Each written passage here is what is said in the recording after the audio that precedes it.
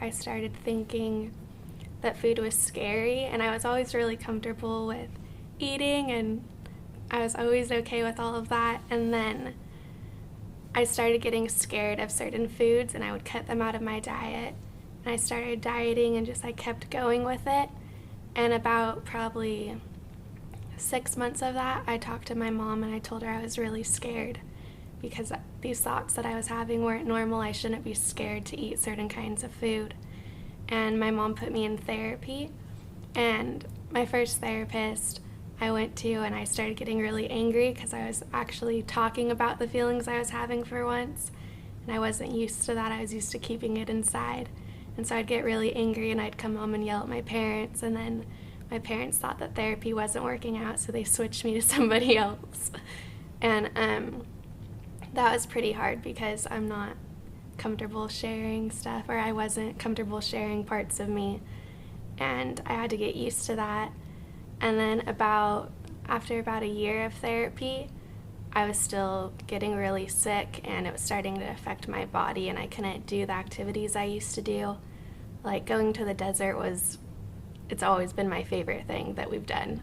And I couldn't ride anymore because I wasn't healthy enough and they wouldn't let me. And I think that was kind of my breakdown point because that was not okay. Food shouldn't be something that I've been passionate about since I was 3 years old. So I started getting scared, and my therapist talked to my parents about putting me in a treatment center. And for a while I didn't want to go because I would be missing the last 2 weeks of my senior year, and I wanted to graduate with my friends and go to the senior picnic and be able to experience that with the people I've been with for 4 years. And I was really upset about that because I thought that I would be fine and I didn't need to go to treatment.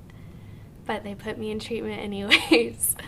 And I went to Center for Discovery, and it was really scary at first, having people watch you all the time and having to be not in your bedroom, just out there talking to people all the time. I didn't like that when I was really angry with everyone. And that part was really hard, but I started getting used to the staff, and the clients became my family.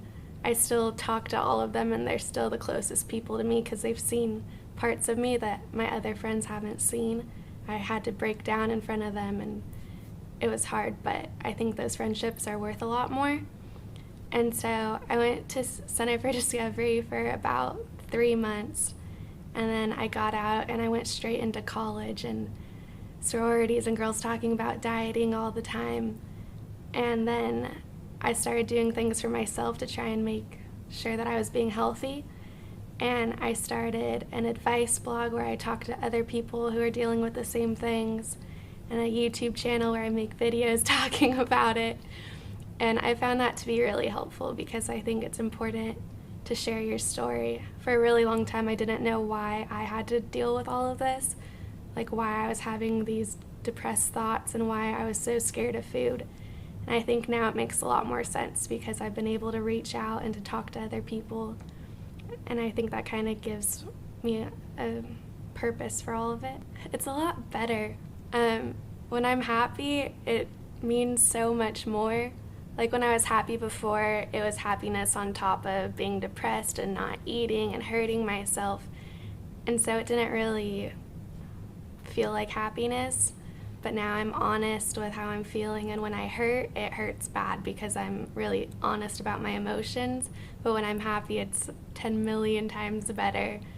And I still struggle. I still have days where I don't want to eat, or I wear certain outfits that are baggier because I'm uncomfortable.